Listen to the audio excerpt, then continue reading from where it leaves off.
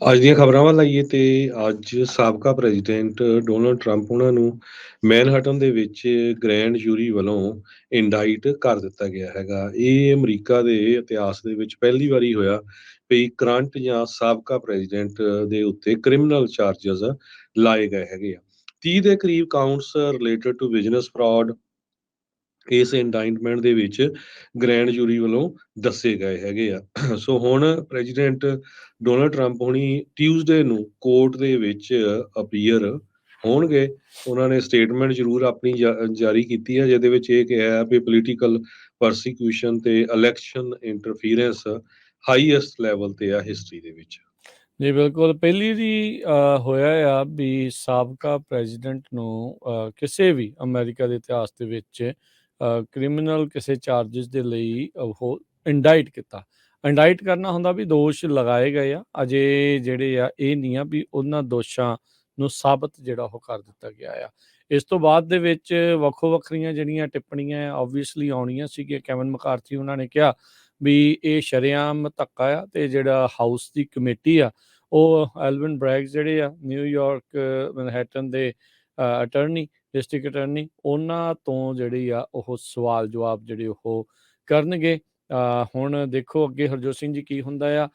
Trump ਹੁਣਾਂ ਨੇ ਇੰਡਾਈਟ ਹੋਣ ਤੋਂ ਬਾਅਦ ਦੇ ਵਿੱਚ ਇਹ ਜਿਹੜਾ ਨਾਟ ਉਦੋਂ, ਉਸ ਤੋਂ ਪਹਿਲਾਂ ਜਦੋਂ ਇੰਡਾਈਟ ਹੋਣ ਤੋਂ ਪਹਿਲਾਂ ਉਹਨਾਂ ਨੇ ਇਹ ਕਈ ਚੇਤਾਵਨੀਆਂ ਦਿੱਤੀਆਂ ਸੀ, ਧਮਕੀਆਂ ਦਿੱਤੀਆਂ ਸੀ, ਹਿੰਸਾ ਵੀ ਜਿਹੜੀ ਆ ਉਸ ਦੇ ਵਿੱਚ ਹੋ ਸਕਦੀ ਆ। ਹੁਣ ਇਹ ਨਹੀਂ ਪਤਾ ਵੀ ਉੱਥੇ ਤਿਆਰੀ ਜਿਹੜੀ ਉਹ ਕਿੱਦਾਂ ਹੋਊਗੀ।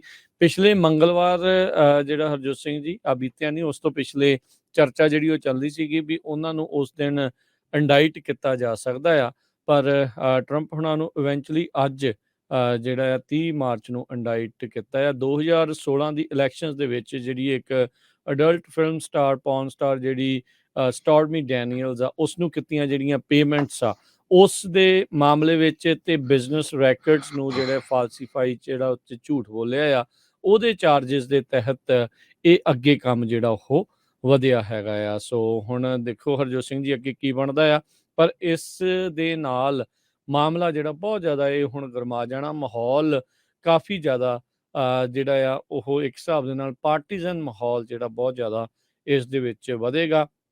ਰੌਨ ਡਿਸੈਂਟਸ ਨੇ ਇਸ ਦੇ ਉੱਤੇ ਟਿੱਪਣੀ ਕਰਦੇ ਹੋਏ ਕਿਹਾ ਆ ਵੀ ਜੇ ਮੰਨ ਲਓ ਵੀ ਇਹਨਾਂ ਨੂੰ ਇੰਡਾਈਟ ਕਰਕੇ ਅਦਾਲਤ ਵਿੱਚ ਪੇਸ਼ ਕਰਨ ਦੀ ਗੱਲ ਆਉਂਦੀ ਆ, ਤੇ ਉਹ ਜੇ ਫਲੋਰੀਡਾ 'ਚ ਹੁੰਦੇ ਆ ਤਾਂ ਫਲੋਰੀਡਾ ਬਤੌਰ ਉਹ ਗਵਰਨਰ ਐਕਸਟਰਾਡਾਈਟ ਉਹਨਾਂ ਨੂੰ ਨਹੀਂ ਕਰਨਗੇ ਨਿਊਯਾਰਕ ਦੇ ਵਿੱਚ।